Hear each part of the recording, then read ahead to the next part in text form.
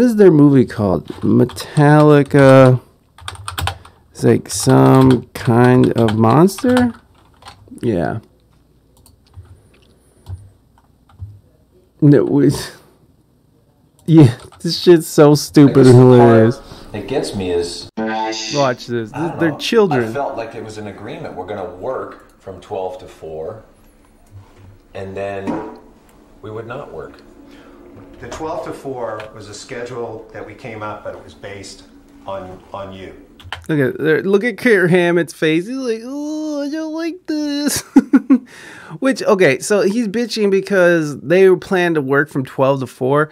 And I can just say right now, a band like Metallica, 12 to 4, 4 hours in the studio, you spend an hour just getting set up. It's not putting parameters on the creative process like that is like a guaranteed death of the creative process. But here we go. It's based on us. I know. I don't want it based on me. If it's based on me, I don't want it. What does that mean? He's just it means we should all agree upon it and stick to that. Oh yeah, and this guy over here, that guy who's the bald dude with the jazzy shirt on, this dude is a psychologist or something. He is the biggest D-bag in the, like, he is literally, like, besides James Hetfield, this guy over there, just the worst. That's all. Then why have an agreement? Why? Why do you have an agreement? I mean, if it's a project that we're all working on collectively, when I leave, work is done on it, that part bothers me. Well, then don't fucking leave, jackass. You know, is the only way of avoiding that is agreeing with you. And that's just, that's what I can't get my head around. If we all just sit there, of course, James, you throw the rule out, we all just blindly agree to it. Okay, 4:01, you're out the door, everybody's happy. But it's just not that fucking simple. I gotta tell you, dude, it's pretty difficult to respect a 4 o'clock thing when you show up at 12:25 and he shows up at 12:35. It starts right there. Okay? And it's sort of, I don't know, it just becomes difficult, you know, when it's not a two-way thing. You know, you didn't apologize when you came in. I didn't say anything. You showed up at 12:25. What did you say? Like, these guys are millionaires over, like, just so rich, right? Like, all of these guys are just beyond rich, and they're sitting and they're sitting there having these childish ass conversations. Meanwhile, James Hetfield's trying to get sober, and he's going to AA meetings, and that's his whole problem. I can only work from 12 to 4. It's like, bitch, if you can't get here, if you can't get here even on time, and then you gotta leave at 4 o'clock for your shitty AA meeting, you can figure out other meetings. You can figure out other things. Like, they're working, I think this album, what was this album they were working on? Hold on, let me see what the album was.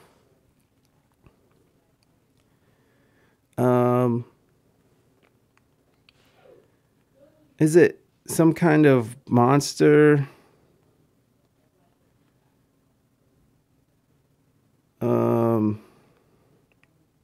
What was it? Yeah. God, it's so stupid. It only made $2 million at the box office. What a flop. What a freaking flop.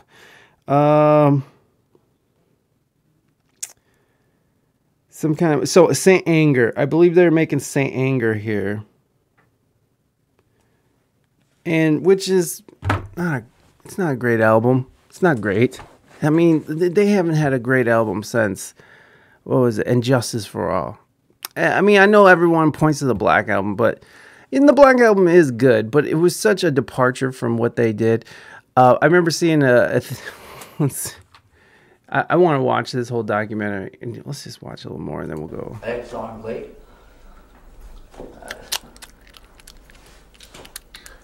That's so funny coming from you. Oh! But thanks. Huh? What do you mean? Never heard him say that once in 20 years. What? Sorry I'm late. For all the billions of times you were late. You guys have issues. You guys have a long list of issues that you guys need to go through. It seems to me like there's a lot of history that you guys need to work out.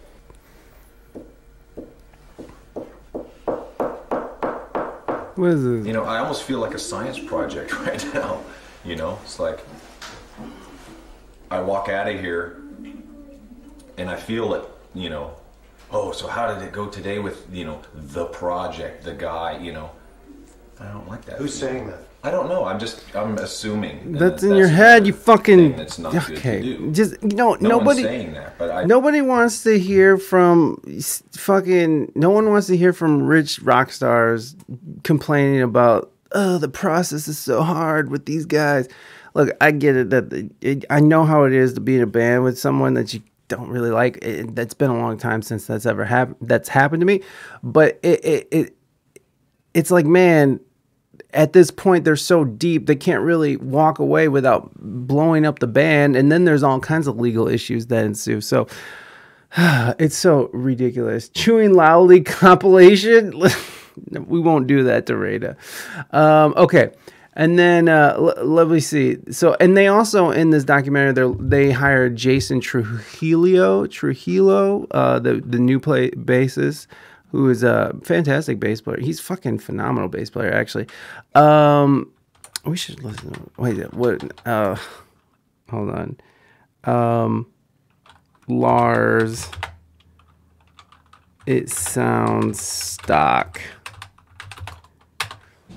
Let's see. Look at it's a little stock. This shit's so funny. What I'm hearing This is choose my words carefully here. It's pretty straightforward. And the guitar shit, it's it's a little stock. It's a little stock. Oh shit, that shit's so hilarious though. Oh no. Being in a band is serious. It's serious, bro. Bon, what's going on, G? It's a little stock. It's stock. Look at this. They have the worst fills. Oh, somebody put together the worst Lars Ulrich fills. Lars is not a great guitar or drummer. He's not. He gets more credit than he deserves.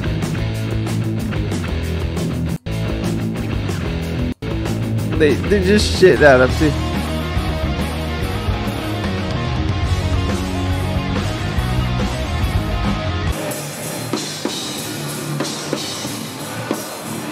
Here's his worst fills.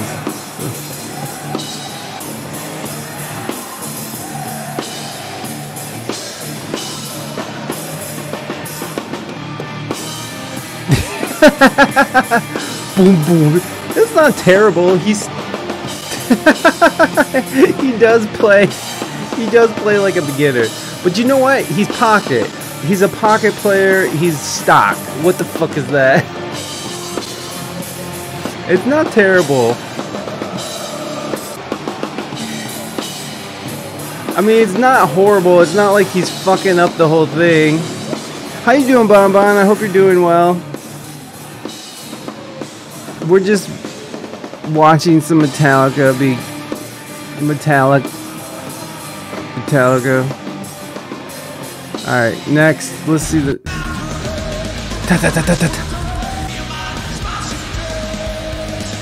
Look at him licking around. You will proceed.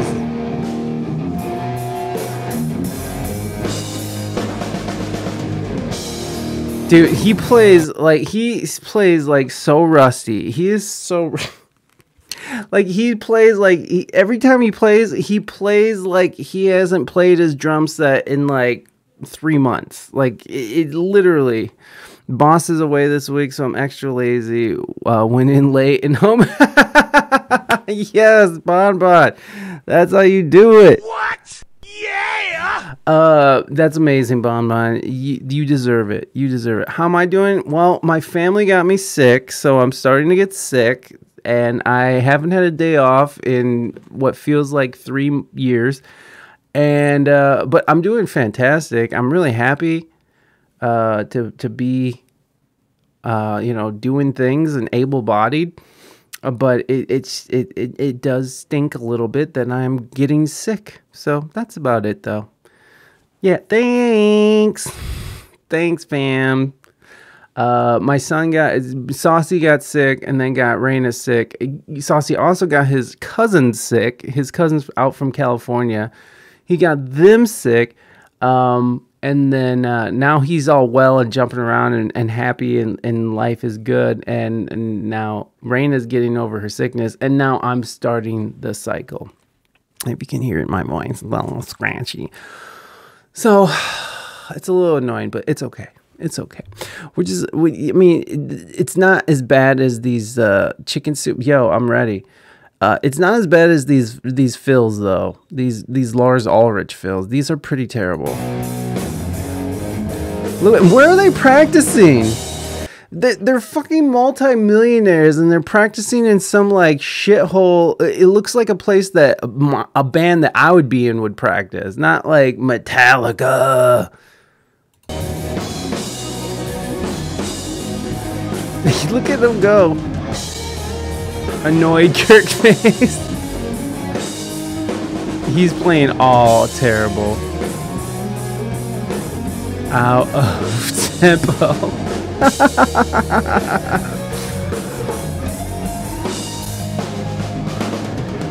For real. And look at that drum set. That looks like it's from 1982. Upgrade your shit, Lars Ulrich. I'm sorry. I'm just sitting here shitting on Lars Ulrich. I just don't like him.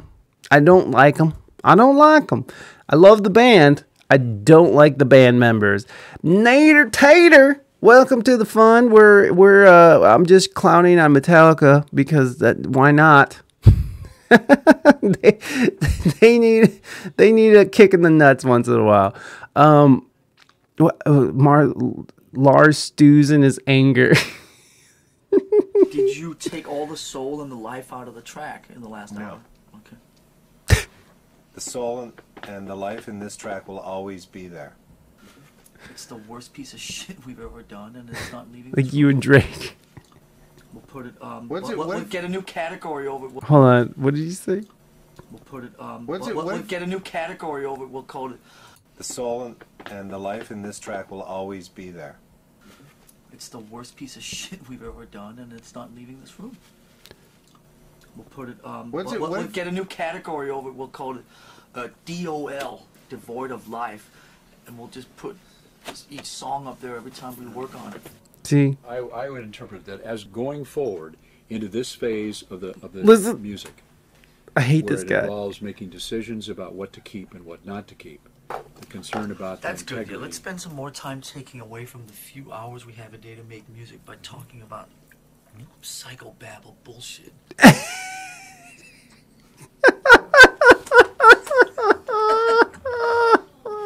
There's nothing worse than spoiled ass rock stars yelling at their therapist. Oh my god. Oh, this is such a good movie. It's the most unintentionally hilarious documentary since Grizzly Man. I re-sprained my ankle working. Oh Jesus! You know what, Naders? My family got me sick, so we're basically twinsies. No, that's such a bummer. What do you do for work? He sprains his ankle. He's a professional sprainer. Jerry Spranger. I do enjoy him talking shit to his therapist, only because the therapist is such a fucking just a tool bag. Look at him, and he just eats loudly. Happier when you're not in here. Swing. What did he say? What did he say? When you're not in here. I'm much happier when you're not in here. I'm much happier when. Oh, his name. I can sit here and stew in my anger and my frustration and my hatred all by myself. Who do you hate, Lars? Swanger. All this fucking psychobabble horseshit. No, like Peter mentioned saying. Hold on. And then he's wiping his fucking fingers off on the leather couch. Like, what a dick. This is how far removed from like a normal life they are. That he can just sit there and talk shit about the therapist that they are paying. First of all, they're paying. He's paying for this therapist, and then he's gonna sit there and wipe his fucking thing. And he just chews so loudly. He makes me look terrible.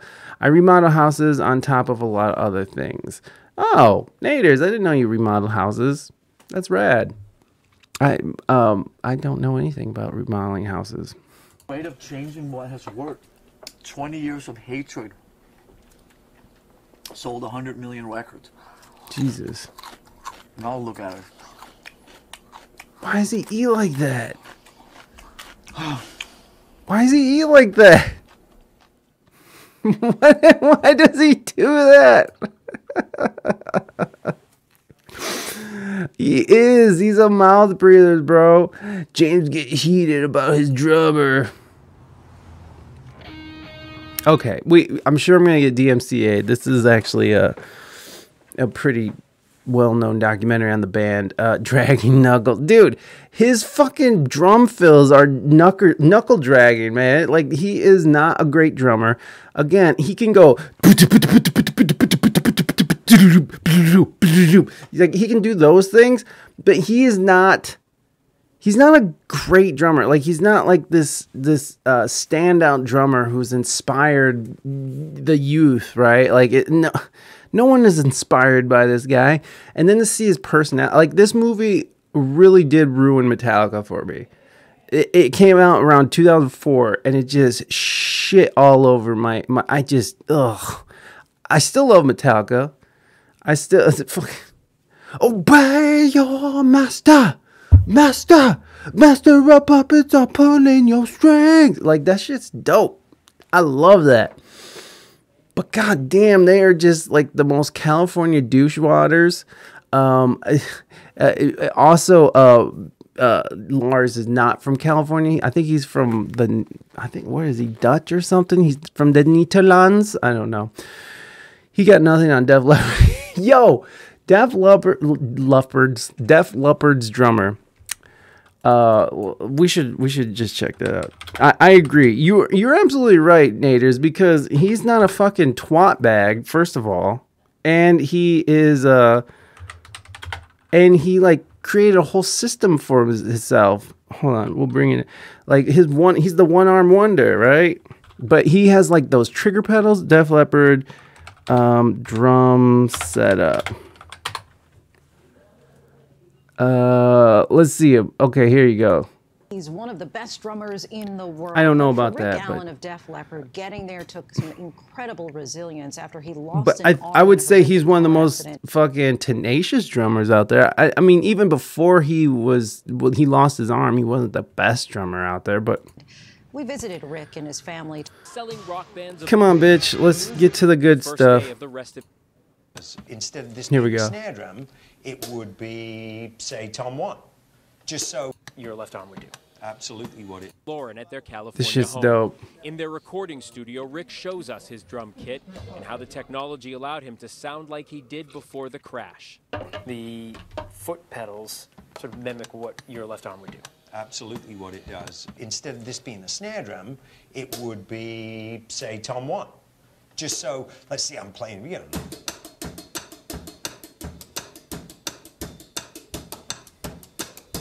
Wow. So I can actually go here instead of having to reach all the way over here. Jeez. Playing, Rick says, is almost a meditative experience. Okay. He's happy on the drums. He had to And on this relearn day, that shit, happy man. to jam with a journalist. That's great. That's great. I told you he's a real player. He's a real That player. was cool. Right next to Rick's recording studio is his art studio. Going close, and it's like, what is that? Rick loved art as a child. Whoa. He showed us this picture he made for his mom when To he was mommy. 5. Now he paints a lot. I started out with, you know, telephone boxes, and, you know, you see the buses here, and just all those iconic things that everybody associates with England or London. Yeah, well, it's a bit of a giveaway. Rick paints from the heart. His youngest daughter on a swing, a butterfly off in the distance. That's really there good. Are spiritual pieces too, and other rock legends. Oh His shit, most recent, Prince! a tribute to late Rolling Stones drummer Charlie Watts. One of Rick's R.I.P. signatures, Charlie. poignantly, his right hand. I nearly lost this one as well. So for me, it's just a reminder of everything that I went through and everything that I put this poor old hand through on a daily basis. Rick's art sold at Wentworth Gallery, owned by Christian O'Mahony. The impact that he can have on people because of the similarity that he has with people that have suffered that type of trauma, he really sees it as a blessing. Depending on the size of a piece, Christian says collectors are paying up to tens of thousands of dollars. Rick began donating part of the proceeds to the Wounded Warrior Project after a visit to Walter Reed Medical Center in 2006. I was so taken by the whole thing, the whole visit, and how much people looked up to me and what I'd done. Well, I mean, I can only imagine, man, like, that would suck my asshole. Like, I think I would just quit. I don't think I would have the tenacity. I don't know if I would sit there and be like, learn how to drum with my foot, and I just would be like, well, I'm not doing that anymore. But yes, Naders, you're absolutely right. He is a way better drummer than Lars Ulrich. So why am I shitting on Metallica so much? Why is this happening?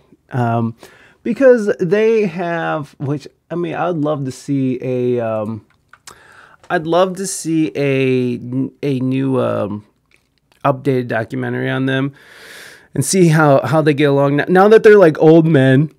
I mean, because back in 2004, they were still, they weren't young, but they weren't like this. Now they're like literally they're all old men. And his name's not Jason Trujillo; it's Rob Trujillo, the bassist.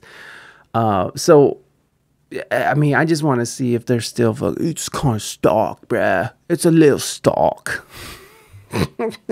Fucking asshole. Metallica announced huge tour, new album, 72 seasons. Share video for new song. Watch. We won't be watching that, but Metallica are back. I always got that. I never got that. I guess it's always like Metallica are back. That doesn't make sense to me. I want to say Metallica is back, but Metallica is a entity that contains several people in it, so you use R. Okay. We speak English good. Metallica are back. A new album and tour are coming in 2023, and today they've shared a song called Lux Eterna, produced by Greg Fiddleman, James Hetfield, and Lars Ulrich. The album 72 Seasons arrives April 14th next year. Tour dates kick off in Europe the same month before a string of North American shows later in the year. Extra stints are scheduled for Europe and America in 2024. Check out the itinerary as well as the directed video for Lux Eterna and the album track list below. That Metallica is the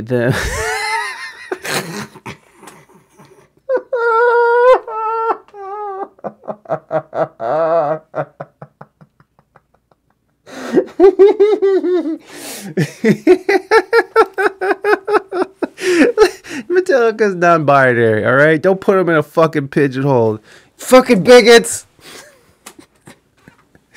All right. The tour includes 2 shows in each city visited, and the band promises the completely different set list and support lineups at each. Wow, so they are scheduling different supports and doing different set lists every night. That's kisses. That's actually pretty cool. I will give it to Metallica because there's a lot of bands and a lot of acts out there. Aw, bromance. Oh, you guys. There's a lot of acts out there that just, they get their set list, they get their, it's the same show every night. which, you know, is not a bad thing. It's just a way to do things. A lot of times when bands and acts actually do that, it's because they have like a program set list. There's lots of lighting cues, lots of things that are automated that they're sort of you know, reacting to and performing with. So it makes sense. It makes sense. I like it when you watch. So it makes sense that, but for a band like Metallica to kind of go out there, have a different set list, and to have a different supporting act each show, that says a lot. That's a lot of work that they have to do some of the work, but I mean, they're not booking those gigs and making that happen. They have tons of people who they hire to do that, which, you know, they can. They're fucking Metallica. Look, I'm shitting on Metallica, but in my heart of hearts, I love Metallica. So it's fine. I gotta shit on them. I gotta shit on spoiled little fucking rock stars who are so fucking, they act so precious. Like, get the fuck out of here. You fucking wrote Kill 'Em All, you sons of bitches. God damn it. 72 seasons, the first 18 years of our lives that form our true or false selves. The concept that we were told, who are we, by our parents. A possible pigeonholing around what kind of personality we are. I think the most interesting part of this is the continued study of those core beliefs and how it affects our perception of the world today. Much of our adult experience is reenactment or reaction to these childhood experiences, prisoners of childhood or breaking free of those bondages we carry. The fuck is this? God damn it. Shut the fuck up. Whoever wrote that. Like Rage Against the Machine, bending the knee to the machine. God damn it. That was such... Yeah, totally. It's just Bond.